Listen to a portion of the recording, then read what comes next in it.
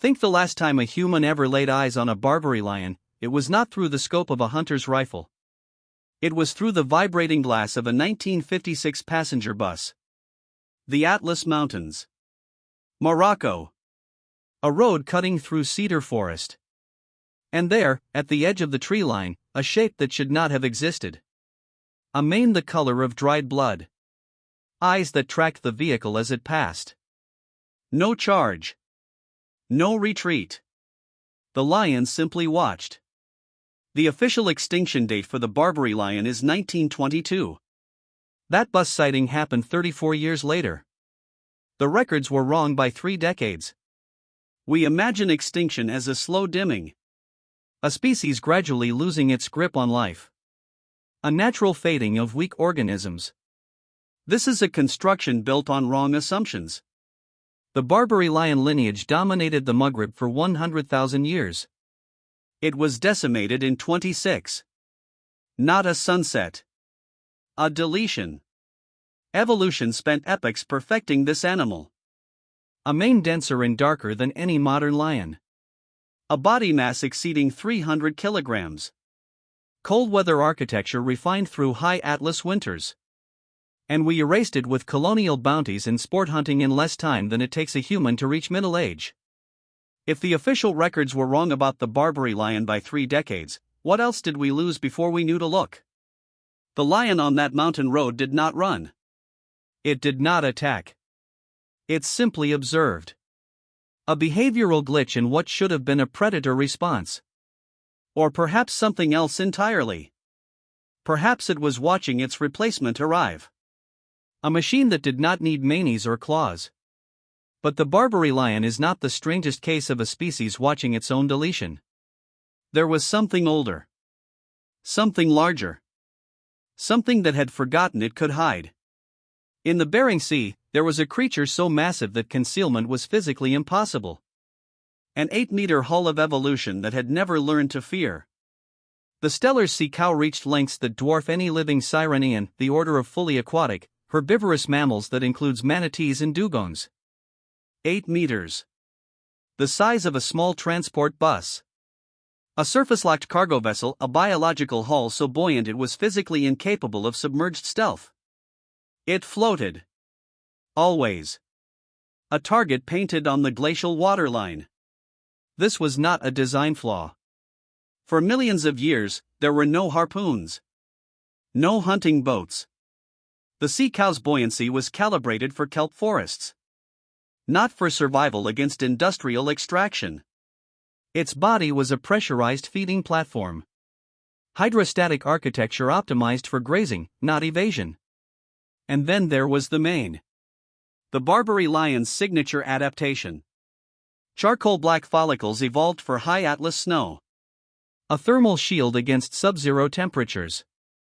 The very feature that allowed it to survive cold winters made it visible across mountain valleys. Evolution's gift became a beacon. What protected it from climate exposed it to rifles.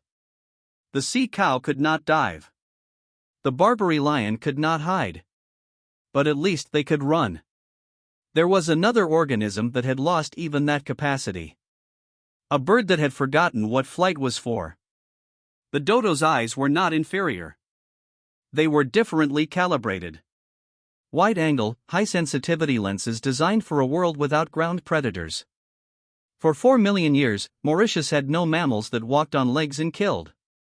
The dodo's visual system had no category for threat. Humans registered as neutral stimuli. Another tree. Another rock. Another mundane addition to the island code.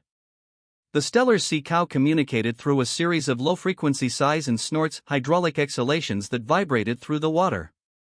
When hunting boats arrived, those sounds traveled through the hull. The hunters could hear their prey. They heard sighs. They heard snorts. They interpreted nothing. Consider the scale of this sensory mismatch. Every neural pathway in the dodo's brain evolved for a single island. A speck in an ocean. When the world arrived on 3 ships in 1598, the dodo had no software update available. No patch for the new threat. The operating system was frozen. The hardware was obsolete. But even an organism that sees the threat can still walk toward it. There was one bird that did exactly that. And its final moment was recorded in detail that still disturbs. LD Island. A volcanic rock in the North Atlantic. 1844, two Icelandic fishermen landed on the shores where the last breeding colony of great auks nested. The birds did not flee. They had never needed to. The Alcid family wing-propelled diving birds built for crushing Atlantic currents had no word for enemy. No neural code for danger from walking creatures. The fishermen strangled them with their hands.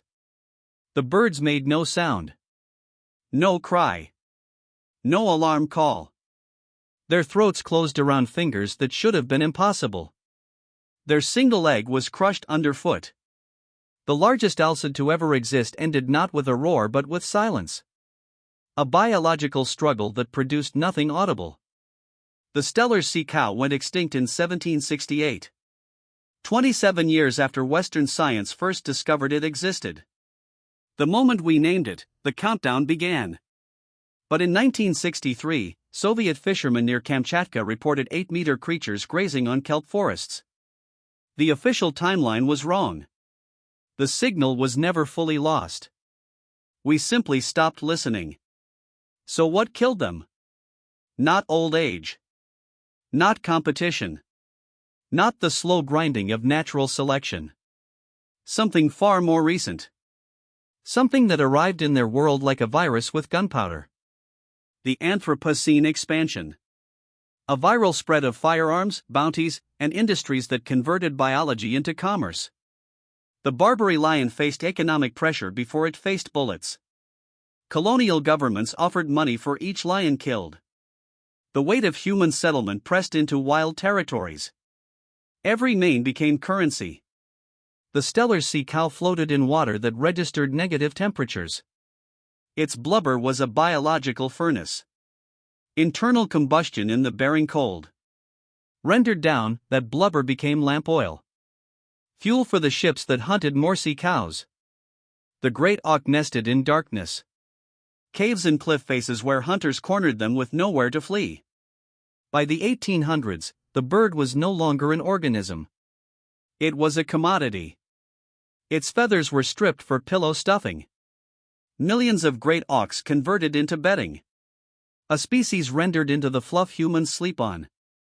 Its oil was burned for light. Its body was disassembled, piece by piece, into the infrastructure of human comfort. The Steller sea cow survived the end of the Ice Age. The Barbary lion outlasted the Sahara's desertification. The great auk weathered glacial floods that reshaped the Atlantic. For millions of years, they passed every test the Earth could design. Then came a test they had never seen. A tool-making primate with industrial-scale killing. We call them extinct species. But that framing protects us from something more uncomfortable. These were not failed organisms that lost to competition. They were perfected. For a world that no longer exists. We call the dodo stupid because it walked toward humans. But for 4 million years, walking toward other organisms was the correct strategy. There were no predators on Mauritius. The dodo was not stupid. It was running legacy software in a world that had been patched without warning. The great auk was not flightless because it was inferior. It traded flight for diving efficiency. Its wings became hydrofoils. Propulsion systems calibrated for North Atlantic depths. It was not broken. It was optimized for a niche that humans erased. We tell extinction stories as if we are the audience. We are not. We are the environmental antagonist. The Anthropocene is not something that happened to us. It is something we are. Remember the lion that watched the bus in 1956? It did not run. It did not attack. It simply observed. We assumed it was confused. We assumed it did not understand what it was seeing. But perhaps it understood perfectly. Perhaps it was watching its replacement arrive. A machine that did not need manes or claws. A species that did not need to be feared because it would simply delete everything else. The last Barbary lion disappeared into the Atlas Mountains that year. A few years later, the Algerian War of Independence burned through those same forests. Artillery. Napalm. The cedar groves reduced to ash. When the last signal of a species fades into a forested area that is later destroyed by war, did the animal die? Or did the world simply lose the ability to see it?